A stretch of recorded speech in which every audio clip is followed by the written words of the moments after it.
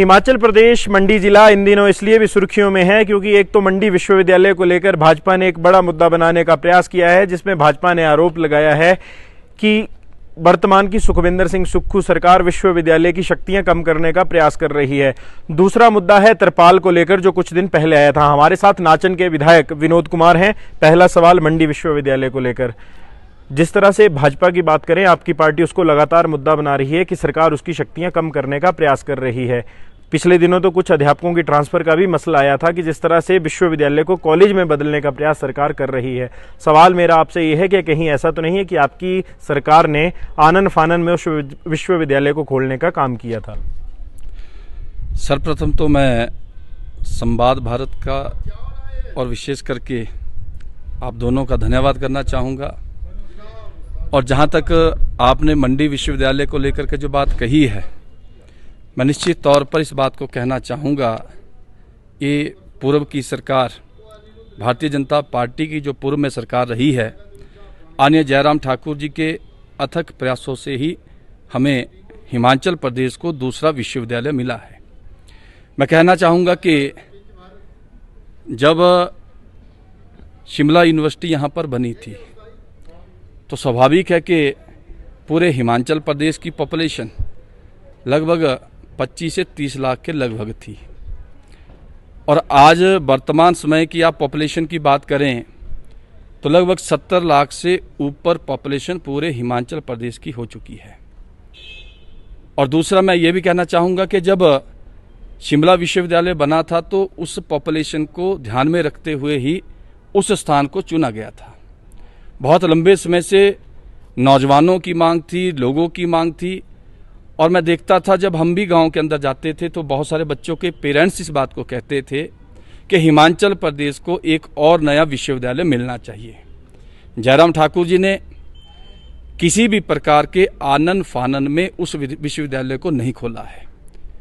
जो भी नियम कायदे होते हैं, पूरे नियम और कायदों को ध्यान में रखते हुए ही हिमाचल प्रदेश के दूसरे विश्वविद्यालय को मंडी में खोलने का काम आदरणीय जयराम ठाकुर जी ने किया है।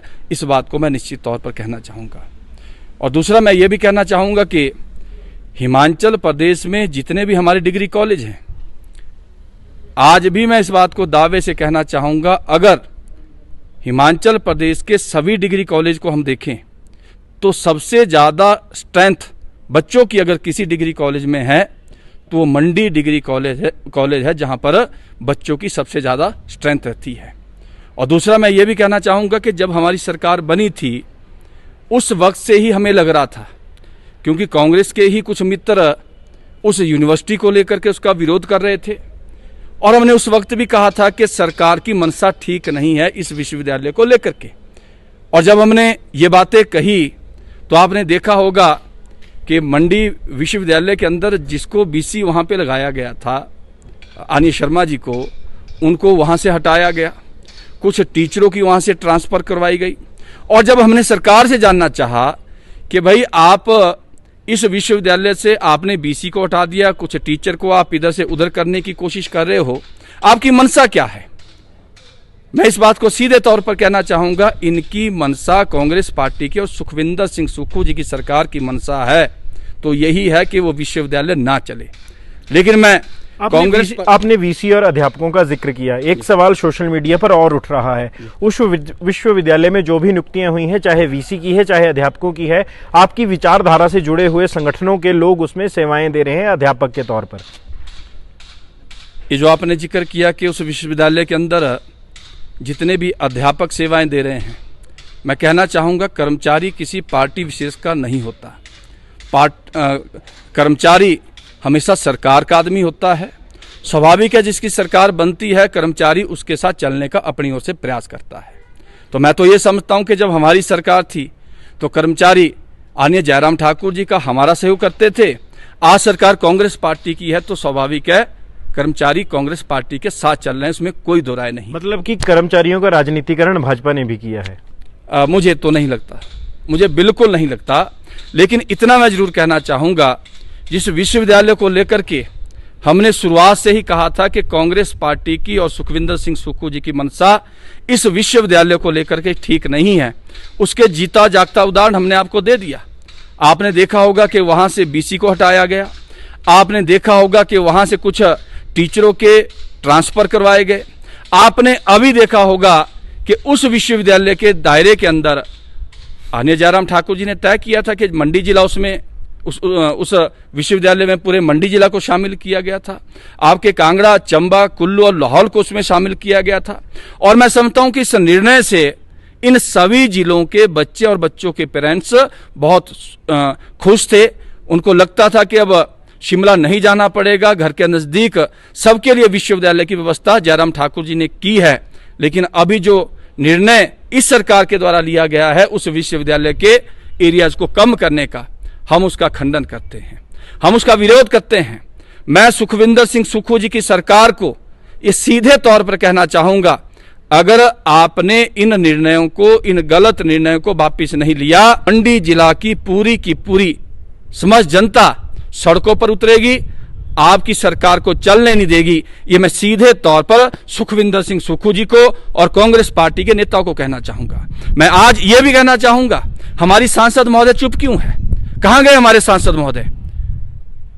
मैं सांसद महोदय से जी से भी जानना चाहूंगा, जब हमारे विश्वविद्यालय को लेकर के आपकी सरकार के द्वारा इस तरह के गलत निर्णय लिए जा रहे हैं तो आप खुल करके उनका विरोध क्यों नहीं करते?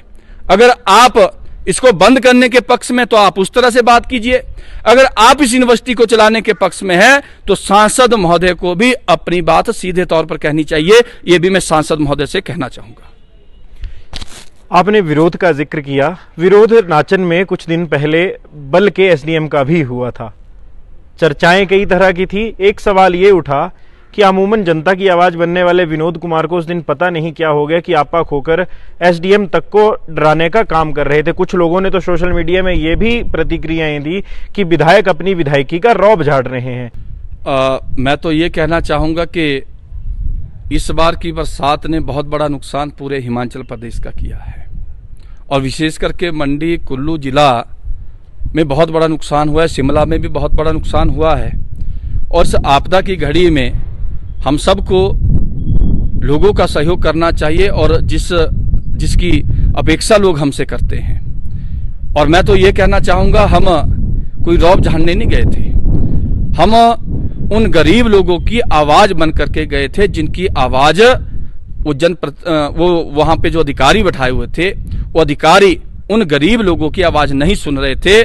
जब स्वाभाविक है गरीब लोगों की आवाज नहीं सुनी जाएगी तो निश्चित तौर पर इसी तरह से हम अधिकारियों के बीच में जाकर के बात करेंगे, जनता के प्रतिनिधि बनकर के बात करेंगे। ये मैं सीधे तौर पर कहना चाहूंगा। सवाल एक और भी आया कि 1000 या 1200 रुपए के तरपाल का ही किस्सा तो था। क्या विधायक साहब अपनी जेब से नहीं दे सकते थे कि 8-10 परिवारों को तरपाल? बिल्कुल आपने सही कहा कि बात 1000 रुपए के तरपाल की नहीं थी, बात उन गरीब लोगों के स्वाभिमान की थी।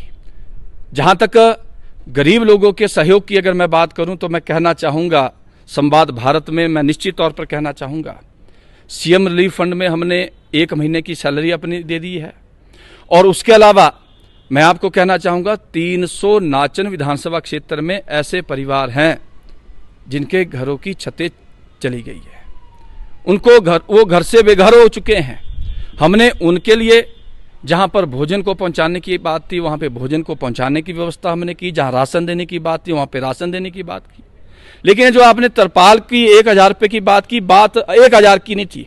बात ये थी जब 13 तारीख को घटना होती है, 16 तारीख को आपके पटवारी वहां पहुंचते हैं और लिख करके देते हैं और गरीब जनता को, वैसे तो अधिकारियों को, कर्मचारियों को चाहिए था जिसका नुकसान हो रहा है वो उनके घर जाकर के उनका सहयोग करते, लेकिन सहयोग ना करते हुए आप लोगों को 15-15, 14-14 किलोमीटर दूर से बुलाते हैं और दूर से बुलाने के बाद आप उनका भद्दा मजाक उड़ाते हैं। फिर स्वाभाविक है जब गरीब जनता का मजाक उड़ाया जाएगा, उनका अपमान किया जाएगा तो इसी तरह से विनोद हमेशा आगे आता रहेगा। ये मैं सीधे तौर पर कहना चाहूँगा। नाचन में इस बार तबाही देखने को मिली। आपने तो कह दिया कि आप 300 से 400 परिवारों का ख्याल रख रहे थे, भोजन पहुंचा रहे थे। यही दावा तो सरकार भी कर रही है कि हमने भी पूरी व्यवस्थाएं करके दी हैं। यहां तक कि मुख्यमंत्री तो ये भी कह रहे हैं कि जो रिलीफ मैनुअल था वो पिछले कई सदियों से, कई दशकों से पुराना मैनुअल चल रहा था, जिसमें 4 और 5 हज़ार की मदद मिलती थी। हमने तो उसमें भी जिन लोगों के घर गए हैं 1 लाख रुपया देने का प्रावधान किया है। मैं आपके विधानसभा क्षेत्र को लेकर सरकारी सहूलियतों पर पूछना चाहूंगा कि सरकार की मदद पहुंच रही है?